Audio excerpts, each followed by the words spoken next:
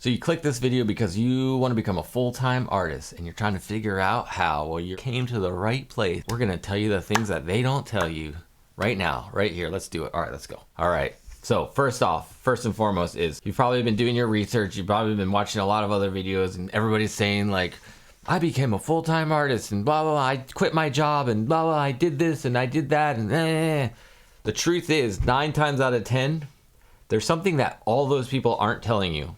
And what it is they have a safety net of some kind. They either had money in the bank that they already had, wherever they got it, either from working or from other situations.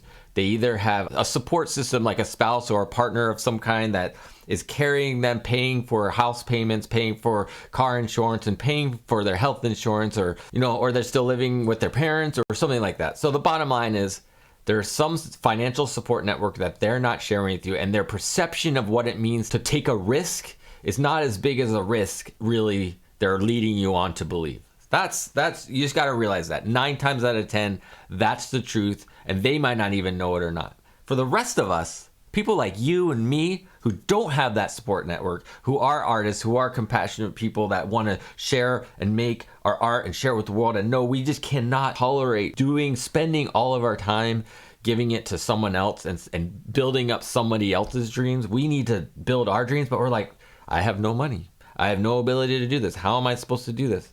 The truth is, it really is just a leap of faith. You just have to sacrifice and you have to surrender and you have to go like, I'm just going to make it happen. I'm going to figure it out. I'm going to make it happen. And it may come in chunks and pieces. You might have to like build up a little bit of money here, but you're not going to have that long-term monthly safety net of a steady income or anything like that. You're going to figure it out as you go. Every month you're going to hustle and go like, okay, I can make some money over here to pay for that while I'm making my art over here. I'm starting to sell some work over here. I made a few bucks over here. It's like there's all these things until you maybe get to a rhythm where you are getting a little bit of more of a steady income. And then just making sure you're keeping your overhead super low. You can't have major expenses. If you have a car payment, you have a house payment, you have things like that that aren't being supported by somebody else, you got to get rid of those before you do anything. But the first thing that you have to do before you even consider any of that is you have to be honest with yourself and go, am I even in a position where I can do this? It took me a long time to even be in this position. It took me a really long time, and not until really recently that I can consider myself a full-time artist. I do not make a lot yet. I'm still struggling. I'm still trying to make it happen. I'm still freaking out. Like, where am I going to pay my bills?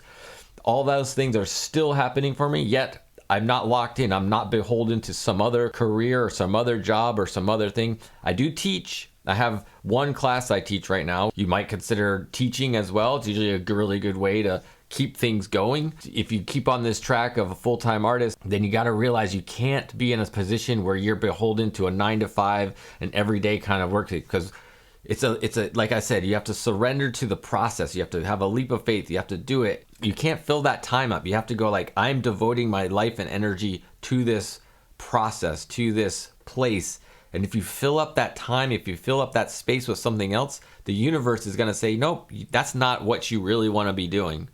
But if you leave that space open and you make the work, you have to be working all the time. You have to be making your work all the time, hustling on social and other places to get it out there, doing whatever it is, whatever outlet. For some of you, it might be doing street markets, things. Some of you, it might be really going in on the social media game. There's plenty of places, and what you should be doing is focusing on making it happen. Some of the key things that lets you know that you're ready for it. One, you're already selling some of if you're doing it on the side right now and you really want to do it full time and you're not selling anything yet, you're not ready. Start to sell some things. Once you start selling some things, you can go all in. You can go hustle it hard and just, but you're going to realize that even though you're selling and even though you go all in, doesn't mean you're going to start selling enough to make up all that income or whatever it was that you lost. You're going to be still trying to pick up odd jobs here and there. You're going to leave that space open so that you can make the work and sell the work and do that thing. So realize that it's not a one-to-one relationship here. It's like, okay, I am selling. I want to double down on this. That doesn't mean I'm going to make that money back right away, but it also means I'm not devoting my time to that safety net of a 9-to-5 or whatever it might be for you.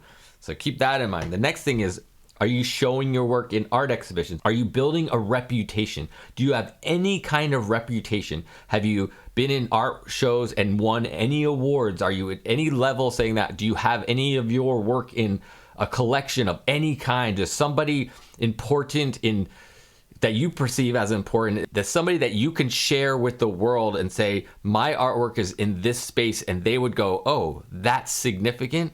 If that's not happening, you're not ready. Do you have any press around your work? Like good word of mouth of your work that you can point to on the internet and other places, articles that you could say, this group of people thinks my work is good. Do you have that? If you don't have that, you're not ready. And the more of these things that you have, the closer you are to being even more ready. But obviously the selling work is very important because you need to pay your rent. But those other key factors are super important because the reputation around what you are and who you are and what you do is very important to keep building that so you can charge more and you can just do different things.